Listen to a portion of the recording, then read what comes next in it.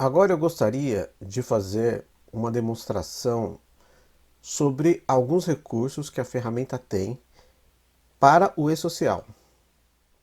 O e-social tem vários eventos e esses eventos devem ser enviados em arquivos XML, à parte, enfim, tem toda uma estrutura preparada para isso no sistema do governo. Vou pegar, por exemplo, o evento 1000, que é do empregador. A gente tem aqui as informações do evento, os agrupamentos e aqui o detalhe.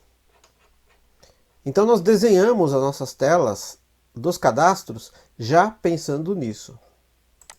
Se a gente olhar aqui na tabela empresa, empregador, a gente vai ver os campos, a ordem, são muito parecidos com o que a gente tem lá no cadastro no MOS. Então primeiro a gente tem os dados gerais aqui, o nome do empregador, o recibo de envio ao e-social. Sempre que um evento for enviado de cadastro, aqui aparecerá o recibo do último envio, a data de início da atividade e o início da validade, que quem conhece o e-social conhece esse conceito.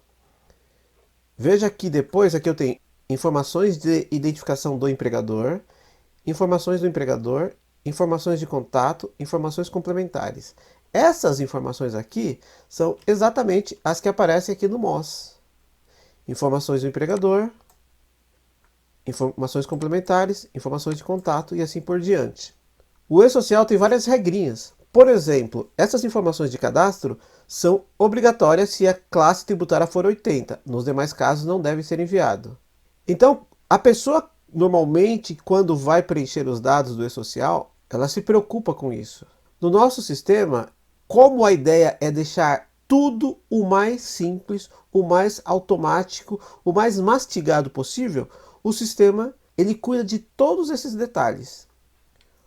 Por exemplo, dados de isenção. Está aqui, ó. Sigla do nome do ministério, enfim, tem uma série de informações aqui que são referentes aos dados da isenção. Se eu voltar aqui, na minha empresa, eu não tenho essas informações, ele não pergunta dados de isenção. Por quê? Porque a classificação tributária não é 80. Tá aqui, ó. Somente se a classificação tributária for 80. Nos demais casos, não. O que é classificação tributária? Classificação tributária. Vou colocar 80. 80. Quando eu sair desse campo, aí ele já pergunta os dados da isenção. Percebe?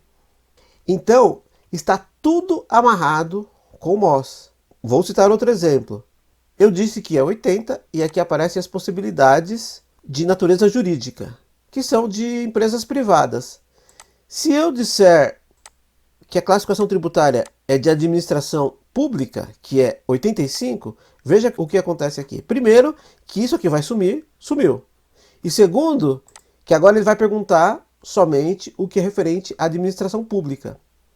Por exemplo, se eu disser que é CPF, ele deixa de perguntar uma série de coisas. Pergunta só para pessoas físicas. Então, na medida que a pessoa vai digitando as informações, o sistema vai decidindo que campos a pessoa tem que preencher. Então é tudo muito simples nesse sentido. O sistema direciona o usuário para que ele não tenha que gastar energia nesses detalhes que são simples, né?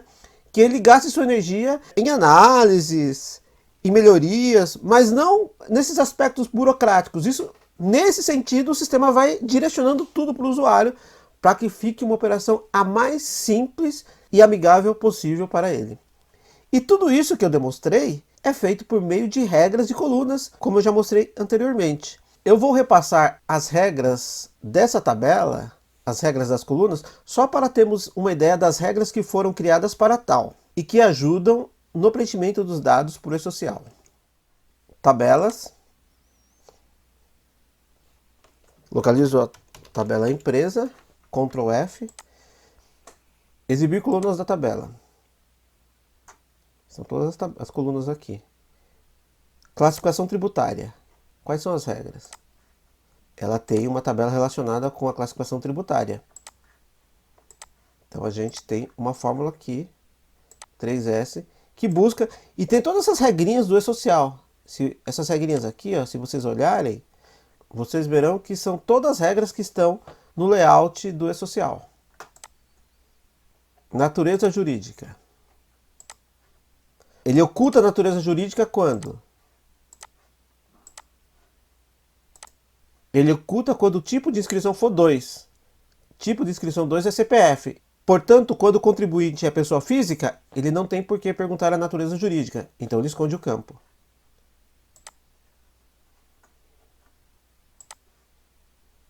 Fórmula da coluna natureza jurídica. Ele já assume alguns padrões. Se o tipo da inscrição é 2, então ele limpa a natureza jurídica para que lá no cadastro fique sem essa informação. Caso o usuário tenha cadastrado errado e depois ele resolve mudar. Aí na hora que ele muda, ele limpa. Então esses detalhezinhos todos são tratados. Tabela relacionada da natureza jurídica.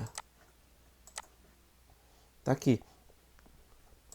Tem uma expressão aqui que é um pouco complexa, mas basicamente ele está verificando a classificação tributária e está definindo qual a região de dados que ele vai exibir para o usuário escolher. E essas regras, de novo, o código não pode ser 402.2, 402.0. Se vocês olharem nas regras do e-social, está tudo lá. Então a gente tem uma série de ferramentas onde conseguimos definir tudo isso e pronto. E o lado bom é que tudo isso aqui é código aberto. Se algum usuário perceber algo que pode ser melhorado, ele simplesmente cria uma nova versão disso aqui, escreve a forma melhorada, põe no ar e pronto.